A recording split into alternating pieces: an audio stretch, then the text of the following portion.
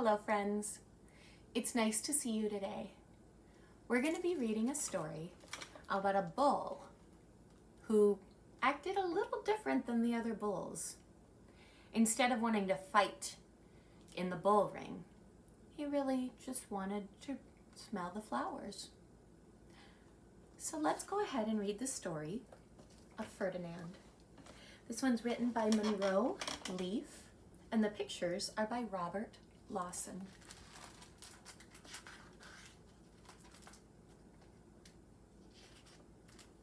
Once upon a time, in Spain, there was a little bull, there he is, and his name was Ferdinand. All the other bulls he lived with would run and jump and butt their heads together, but not Ferdinand. He liked to sit just quietly and smell the flowers. He had a favorite spot out in the pasture under a cork tree. It was his favorite tree, and he would sit in its shade all day and smell the flowers. Sometimes his mother, who was a cow, would worry about him. She was afraid he would be lonesome all by himself. "Why don't you run and play with the other little bulls and skip and butt your head?" she would say. But Ferdinand would shake his head. "I like it better here, where I can sit just quietly and smell the flowers."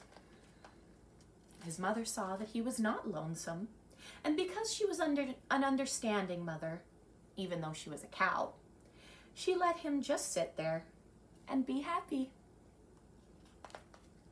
As the years went by, Ferdinand grew and grew until he was very big and strong. All the other bulls who had grown up with him in the same pasture would fight each other all day. They would butt each other and stick each other with their horns. What they wanted most of all was to be picked to fight at the bullfights in Madrid. But not Ferdinand. He still liked to sit just quietly under the cork tree and smell the flowers. One day, 5 men came in very funny hats to pick the biggest, fastest, roughest bull to fight in the bullfights in Madrid. All the other bulls ran around snorting and butting, leaping and jumping, so the men would think that they were very, very strong and fierce and pick them. Ferdinand knew they wouldn't pick him, and he didn't care. So he went out to his favorite cork tree to sit down. He didn't look where he was sitting, and instead of sitting on the nice cool grass in the shade, he sat on a bumblebee. Well, if you were a bumblebee and a bull sat on you, what would you do? You would sting him. And that is just what the bee did to Ferdinand. Wow, did it hurt! Ferdinand jumped up with a snort. He ran around puffing and snorting, butting and pawing the ground as if he was crazy. The 5 men saw him, and they all shouted with joy. Here was the largest and fiercest bull of all, just the one for the bullfights in Madrid, right?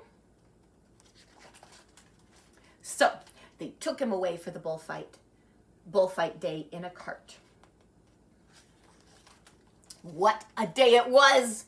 Flags were flying, bands were playing, and all the lovely ladies had flowers in their hair. They had a parade into the bull ring. First came the banderilleros with long, sharp pins with ribbons on them to stick in the bull and make him mad. Next came the picadores, who rode skinny horses, and they had long spears to stick in the bull and make him madder. Then came the matador, the proudest of all. He thought he was very handsome, and bowed to the ladies. He had a red cape and a sword, and was supposed to stick the bull last of all. Then came the bull, and you know who that was, don't you? Ferdinand. There he is. They called him Ferdinand the Fierce, and all the banderilleros were afraid of him, and the picadores were afraid of him. Well, in the matador, he was scared stiff. Ferdinand ran to the middle of the ring, and everyone shouted and clapped because they thought he was going to fight fiercely and butt and snort and stick his horns around. But not Ferdinand. When he got to the middle of the ring, he saw the flowers in all the lovely ladies' hair, and he just sat down quietly and smelled. He wouldn't fight and be fierce no matter what they did. He just sat and smelled. And the banderilleros were mad, and the picadores were mad, and the matador was so mad he cried because he couldn't show off with his cape and his sword.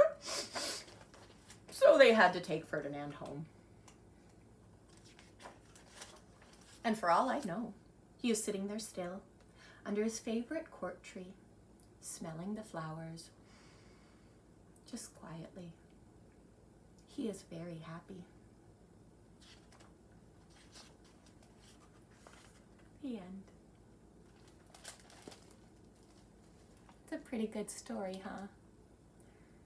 I like that the mom was accepting of him, even though he didn't want to fight and be rough like the rest of the bulls.